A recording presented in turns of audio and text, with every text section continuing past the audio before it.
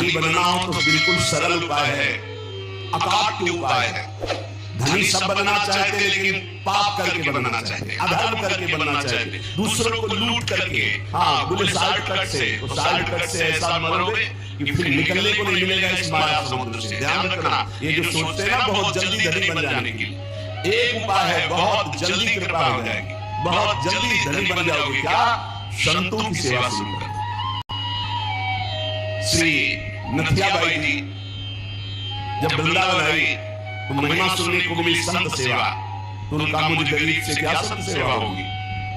तो चून मांग के लाती, उपला भी लेती, उससे रोटी बनाती, और कोई भिक्षा जाता होता करने साधु बुलाए, बाबा आजा मोटी मोटी लाल लाल रोटी सेक कर पवाती।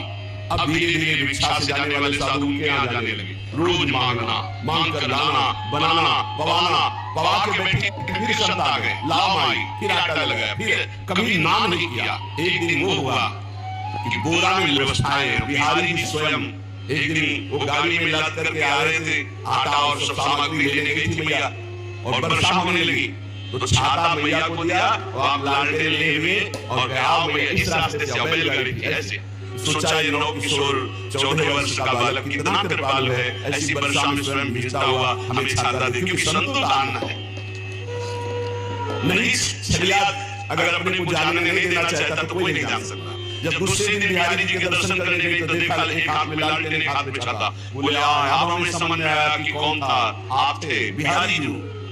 श्री महामहिम परम भागवत रामदास जी महाराज बिल्कुल इसी पद्धति से संत सेवा शुरू की थी। गौओं के उपले मिलकर डालना और आटा मांगकर संतों को रोटी बनाना और पवाना, और आज सैकड़ों संतों का रोज प्रसाद होता है। तब से लेकर अभी तक रोज संत सेवा, सैकड़ों संतों के आसन लगे हुए, सैकड़ों संतों को भोग प्रसाद पवाया जाता है। ऋषि मुरारी जी ने गुरु आज्ञा का पालन संत सेवा कर दी, पर संत सेवा का बहुत कठिन व्रत है, बहुत कठिन व्रत है, क्योंकि अलग अलग स्वभाव के संत, अलग अलग भाव के संत। ध्यान से सुना जाए, संत सेवी भाव रखने वाले उपासक, आपकी एक विलक्षण भावना थी, सब संतों का चरणोदक उतार दे। ये भी ध्यान रखना चाहिए कि उसमें ये नहीं देखना चाहिए कि इनके पैर गंदे हैं, इनमें क्या लगा हुआ। नहीं, जब चरणोदक उतार रहे तो सबके, भले कुछ क्यों ना हो उनके चरणों में, लीला हो सकती है, वही भगवान हो सकते हैं। ध्यान रखना, जब चरण धोने के लिए संतों के बैठते हो आप लोग, तो उन्हीं से ऐसे आ सकते हैं घृणित वेश धारण करके, जिनको छूना भी अच्छा नहीं लगेगा। बहुत चाव भाव से उनके चरण हो, ये मत सोचो कि इनके पैर कैसे घृणित है, घाव है, क्या है, ऐसा नहीं। बिल्कुल सावधान, लीला कर सकते हैं, हरि हैं, बड़े लीला बिहारी हैं। ऋषि मुरारी जी के धर्म क्या था? संतों का चरणोदक भर भर के माट में ऐसे ऊपर विराजमान किए आसन पे, और रोज उनकी परिक्रमा, रोज साष्टांग दंडवत, और रोज चरणामृत पान, रोज चरणामृत उतारवाना, संतों को भोग पवाना। संतों के चरणामृत में किसी भाग्यशाली की निष्ठा होती है। मटकों में भर भर के रखे जैसे कोई संपत्ति रखता है, ऐसे बड़ी कृपा है, गुरुजनों की बड़ी कृपा है जिनको संत चरणामृत में। और जब से वैष्णव मार्ग मिला तब से गुरु कृपा से नित्य चरणामृत मिलता है।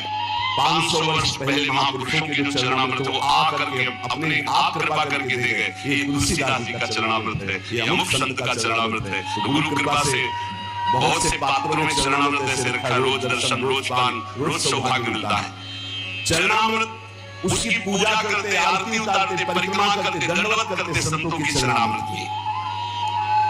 चरणामृत की निष्ठा जबान में सबसे पहले चरणामृत, कई बार लीला होती, वहां अलग चरणामृत, यहाँ अलग चरणामृत रखा। पहले चरणामृत, फिर जो कुछ बाल भोग जो मिले, पहले चरणामृत, भोजन तो पहले चरणामृत। चरणामृत की निष्ठा होनी चाहिए, ऐसा नहीं कि भोजन देखा टूट पड़े। श्रीधर बाबा जी की निष्ठा देखी, अगर चरणामृत बोले बाबा चरणामृत तो संपन्न हो गया, तो फिर प्रसाद नहीं पाते। फिर दूसरे दिन चरणामृत जब मिलेगा तभी प्रसाद पाएंगे। बड़ी निष्ठा होनी चाहिए चरणामृत में, संत चरणामृत में। कभी कभी विचित्र लीला हुई, संत चरणामृत उतारा गया और 4 दिन के बाद तुरंत प्रकट हुए। अब इतनी कीमती चीज कैसे फैलाएंगे? तब फिर आया कि ढक्कन खोल के